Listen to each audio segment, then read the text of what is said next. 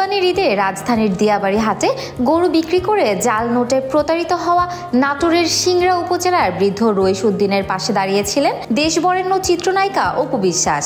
এবার সেই বৃদ্ধের সঙ্গে সরাসরি সাক্ষাৎ করতে তার গ্রামের বাড়ি পাকুড়িয়ায় গেলেন এই জনপ্রিয় অভিনেত্রী।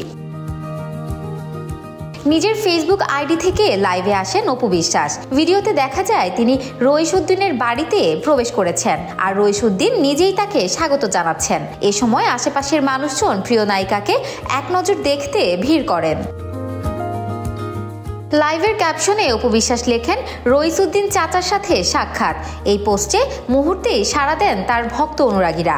একজন মন্তব্য করেন, ভালোবাসার একটা মানুষ। আরেকজন লেখেন, আপনাকে চলন বিলে স্বাগতম। গত কুরবানির ঈদে ঢাকার দিয়াবাড়ি হাটে নিজের লালন পালন করা গরু বিক্রি করে 1,23,000 টাকা পান রইস উদ্দিন। পরে দেখা যায় এর মধ্যে 1,21,000 টাকায় জাল।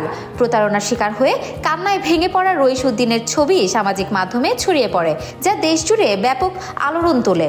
পরে আলহাজ শামসুল হক ফাউন্ডেশন তাকে নগদ 50,000 টাকা সহায়তা দেয়। এরপর অভিনেত্রী অপু বিশ্বাসের অর্থায়নে গত 25 জুলাই রইস উদ্দিন সৌদি আরবে গিয়ে পবিত্র ওমরা পালন করেন।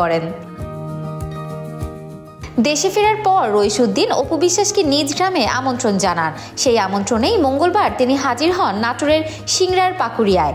এই সময় কথা প্রসঙ্গে পাশের একটি নির্মাণাধীন জামে মসজিদে টাইলস লাগানোর খরচও প্রদান করেন অপু বিশ্বাস। তার এই মানবিক উদ্যোগে এলাকাবাসীর মাঝে আনন্দের অনুভূতি ছড়িয়ে পড়ে।